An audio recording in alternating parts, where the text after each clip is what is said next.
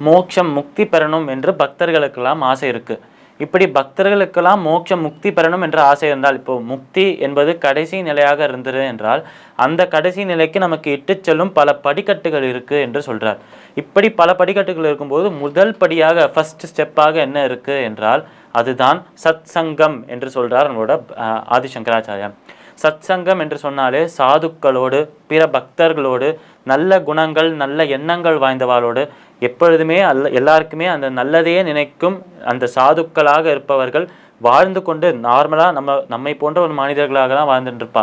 இருந்தாலும் நம்மை விட அந்த மனதளவில் அந்த ஒரு உள்ளத்தில் உயர்ந்தவர்களாக இருப்பாளே, கூட அவளோட அந்த ஒரு கம்பெனி வச்சுக்கணும், அவளோட சேர்ந்து இருக்கணும். அதுதான் சத்சங்கம் என்று சொல்றார் நம்மளோட சங்கராச்சாரியார்.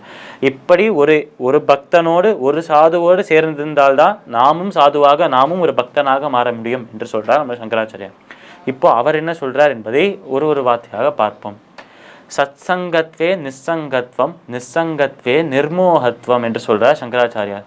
சத்சங்கத்வே நிஸ்ஸங்கத்வம். சத்சங்கத்வே ஒரு சத்சங்கத்தில் நம்ம சேர்ந்தோம் என்றால், சத்சங்கம் என்றாலே குட் கம்பெனி என்ற அர்த்தம். அதாவது ஒரு சரியான நபரோடு சேர்க்கை வைத்து கொண்டோம், ஒரு சாதுவோடு ஒரு பக்தரோடு சேர்க்கை வைத்து கொண்டோம் என்றால் நிஸ்ஸங்கத்வம். நமக்கு வாழ்க்கையில் இருக்கும் அந்த பற்றுகள் ஆசைகள் இது எல்லாமே ஒழிந்து போயிடும், எல்லாமே எரிந்து அழிந்து போயிடும் என்று சொல்றார் சங்கராச்சாரியார். இப்படி ஒரு நல்ல சேர்க்கை இருந்தது, சாதுக்களோடு சேர்க்கை இருந்ததுனால் நம்மளோட அந்த பற்றுகள் ஆசையெல்லாம் எரிஞ்சு போயிடும். அடுத்தது நிஸ்ஸங்கத்வே நிர்மோகத்வம். இப்படி ஆசைகள் பற்றுகள் எல்லாம் அழிந்து போயிடுது என்றால் மோகம் இருக்காது. மோகம் என்று சொன்னாலே ஒரு கலங்கிய நிலையில் நம்ம மனது இருக்கும்போது, அதாவது எப்பயுமே நம்ம மனது என்பது சீராக இருக்காது. சில சமயத்தில் சோகத்தினால் துக்கத்தினால் மனம் கலங்கி போயிருக்கும். சில நேரத்தில் குழப்பத்தில் இதை பண்ணுறதா அதை பண்ணுறதா என்று சொல்லும்போது எப்படி கடலோட அலைகள் போயிட்டே இருக்குமோ, மேலும் கீழுமாக நடனமாயிட்டே போயிட்டு இருக்குமோ, அது போலவே தான் நம்ம மனதிலும் அந்த அலைப்பாயிர அந்த குணமானது இருக்கும். அதை மோகம் என்று சொல்றா.